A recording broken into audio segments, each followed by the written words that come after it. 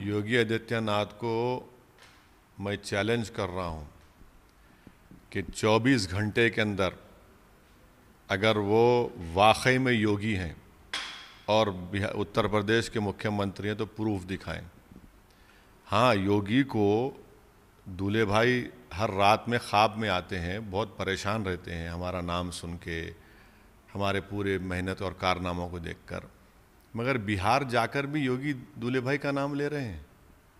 पाकिस्तान और ओवैसी, क्या योगी को नहीं मालूम कि पाकिस्तान को हमने जाकर वहाँ पर हमने पाकिस्तान में भारत के बारे में बताया था, भारत की जमहूरियत के बारे में बताया था, मगर ये योगी का फ्रस्ट्रेशन है।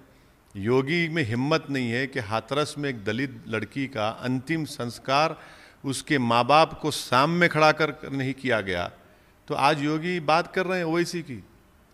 क्या योगी हिम्मत है हाथरस को जाकर उन माँ बाप की आंखों में आंखें डालकर बात करने की? इलेक्शन हो रहा है बिहार का और पाकिस्तान, अरे हम नहीं नाम लेते पाकिस्तान का, तो इनकी ये ख्वाब में भी पाकिस्तान, दिन में भी पाकिस्तान, ज़बान पे भी इनके पाकिस्तानी है। तो ये इनकी आदत है, बौखलाहट का शिकार हो चुकी है, इसीलिए ये बकते रहते हैं और उसको कुछ भी नहीं है। सर, मध्य प्रदेश की एक मंत्री हैं उषा ठाकुर, उन्होंने बोला कि मदरसा जो है वो टेररिज्म को बढ़ावा दे रहे हैं, इस पर क्या कहना? तो फिर आपके प्रधानमंत्री, देश के प्रधानमंत्री नरेंद्र मोदी हर साल 120 करोड़ रुपये मदरसा मॉडर्नाइजेशन को क्यों दे रहे हैं? बंद कराइए ना उसको। पहले 120 करोड़ रुपये देते हैं, उत्तर प्रदेश में मदरसों को मिलता है, बिहार में मिलता है, तो बंद कराइए ना इसको। क्यों दोगलापन करते हैं? और मदरसों में कितने पढ़ते हैं मुसलमान? चलिए, मदरसे अगर आपकी बात है तो स्कूल खोलिए ना मुसलमानों के लिए, स्कूल खोल के दिखाइए। स्कूल नहीं खोलेंगे, मुस्लिम इलाकों में पुलिस स्टेशन खोलेंगे, अस्पताल की जगह शराब खाने खोलेंगे और आप कहेंगे टेररिज्म। अरे ये बीजेपी तो देश की आज़ादी में इनका कोई रोल नहीं था। यही मदरसों से अंग्रेज़ों के खिलाफ जिहाद का फतवा इशू किया गया था। देश की लड़ाई में महात्मा गांधी, नेहरू और के साथ खड़े वाले यही मदरसे के उलेमा थे। इनको देश की तारीख़ ही नहीं मालूम, इसीलिए सिर्फ नफ़रत पैदा करना मुसलमानों के ताल्लुक़ से ये इनका मिशन है। सर, एक इंटरव्यू में कहा कि आरजेडी और कांग्रेस बीजेपी को नहीं रोक पाएंगे। बिल्कुल, इसलिए कि 2019 के चुनाव देख लीजिए आप। 2019 के पार्लियामेंट के चुनाव में बिहार के 40 लोकसभा सीट में आपने सिर्फ एक जीती, किशनगंज, वो भी हमारी वजह से।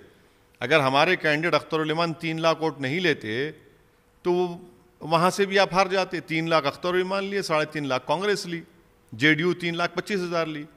इनमें कोई ना कन्विक्शन है, ना इंटेलेक्चुअल ऑनेस्टी है बीजेपी से मुकाबला करने की, और इसीलिए हम ये कह रहे हैं कि ये भी असेंबली चुनाव में इनके पास कोई ना तो कोई स्ट्रेटजी है, ना तो कोई पॉलिटिकल विजन है, और इसीलिए हम कह रहे हैं कि ये लोग काबिल नहीं है उतने। तो काबिल नहीं है तो सर, तो आप उनके हिस्सा क्यों नहीं हो गए, उनके साथ क्यों नहीं? बीजेपी को अगर शिकस्त, अरे जब हम उनको काबिल ही नहीं मानते तो क्यों साथ जाएंगे उनके? हम काबिल हैं, कुशवाहा साहब काबिल हैं, राजभर साहब काबिल हैं, बीएसपी काबिल है, ये हम लोगों में लड़ने का जज्बा है, लड़ेंगे। उनमें कहाँ है? अरे भाई एक बात बताइए, 5 साल पहले गठबंधन ने क्या कहकर वोट लिया था कि संघ मुक्त भारत करेंगे, मोहन भगवत को रोक देंगे, और वोट कटवा हमको कहा था। फिर आपका अलायंस अगर गिरकर ख़त्म होकर नीतीश कुमार मोदी के गोद में बैठते हैं तो इससे जिम्मेदार कौन है? कांग्रेस नहीं है, आरजेडी नहीं है। आपने तो बिहार की जनता को झूठ बोलकर, धोखा देकर वोट लिया।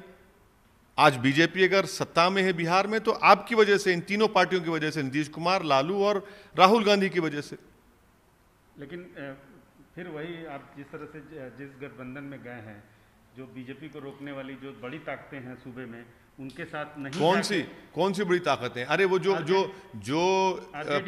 पार्लियामेंट के चुनाव में बीजेपी को नहीं रोक सके, 40 में से 1 सीट नहीं जीत सके, वो पार्टी के परिवार का लोग इलेक्शन हार गए, कांग्रेस के लोग इलेक्शन हार जाते हैं, आरजेडी के हार जाते हैं, तो भाई अब वो भी जिम्मेदारी आप मेरे गोद में डाल देंगे क्या? नहीं, तो आप और मजबूत करना चाहिए ना आपको। किसको?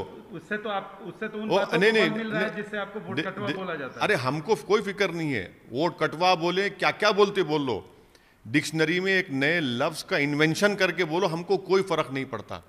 क्योंकि हमारे दिल में क्या है, हमारी सोच में क्या है, वो हमको मालूम, हमारे रब को मालूम, और हम पीछे हटने वाले नहीं हैं। आप जितना बोलेंगे उतना हमको ताकत मिलेगी, हमको कोई फ़र्क नहीं पड़ता। बिहार की जनता बड़ी बाखबर और होशियार है, वो बड़ी पॉलिटिकली शुरू है, वो देख रही है इनके तमाशों को और इनको सबक सिखाएगी। आप कह रहे हैं कि आरजेडी और कांग्रेस नहीं रोक सकती। आपने शायद वो तस्वीरें नहीं देखी जो वायरल हुई, तेजस्वी यादव और कांग्रेस की जो रैली थी, उसमें विशाल जनसभा जो हुई उसको आपने देखा नहीं? उससे बहुत लोग उस पर बातें और चर्चा का विषय। देखिए, भीड़ को जमा करना, जनता का आना एक पॉलिटिकल लीडर के लिए बड़ा अच्छा लगता है।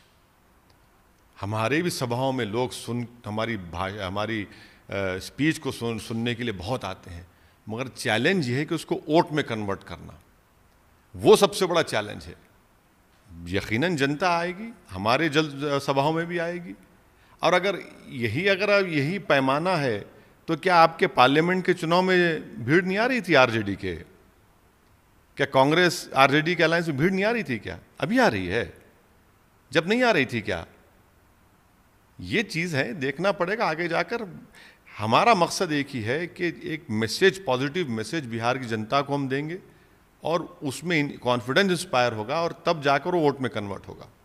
आजकल आप एक अलग पॉलिटिकल फार्मूला बता रहे हैं कि नीतीश सीएम नहीं बनेंगे, कैसे? हमारा ये मानना है कि इस चुनाव के बाद या इस चुनाव के दौरान बीजेपी की पूरी कोशिश ये है कि बिहार में अब के बार बीजेपी का मुख्यमंत्री बन जाए। वो नीतीश कुमार को मुख्यमंत्री बनाने की कोशिश नहीं कर रहे हैं। बीजेपी की पूरी कोशिश ये है कि अब की बार बिहार में बीजेपी का मुख्यमंत्री बने और नीतीश कुमार को घर में बिठा दिया जाए। इसीलिए हम बिहार की जनता से कह रहे हैं कि बीजेपी को अपना मुख्यमंत्री बनाने के रोकने के लिए आपको कुशवाहा साहब और देवेंद्र यादव साहब जो अलायंस, और राजभर साहब बीएसपी जिसमें है, उसका साथ देना है। बीजेपी की ये स्ट्रेटजी सब पे सामने है, सब जानते हैं इस बात को, ये कोई मैं नई बात नहीं कह रहा हूँ, हर आदमी जानता है, बिहार की जनता जानती है। और रामविलास पासवान के जो पुत्र हैं चिराग पासवान, उनका जो इस समय राजनीतिक जो उन्होंने बातें कह रहे हैं कि प्रधानमंत्री का मैं हनुमान हूँ, लेकिन उन्हीं की पार्टी के खिलाफ लड़ रहे हैं, उनको आप कैसे देखते हैं, उनकी भूमिका को कैसे देखते हैं? भाई वो देखिए, अब वो किसकी लंका जलाएंगे, किसकी लंका जलाएंगे? वो ये दिल्ली में आप मोदी के साथ, पटना में नीतीश के साथ नहीं, आप ये किसको क्या कर रहे हैं? बिहार की जनता देख रही है इसको। और फिर आरएसएस के लोग, ऑर्गेनाइजेशन सेक्रेटरी एलजेपी में ज्वाइन हो जाते हैं, तो क्या पैगाम है? कौन इनको सपोर्ट कर रहा है? फिर बड़े बड़े बीजेपी के लीडर्स इनको ज्वाइन कर रहे हैं, और नरेंद्र मोदी के ताल्लुक से, अमित शाह के ताल्लुक से बोलते हैं कि ये लोग बड़े सख्त लीडर हैं।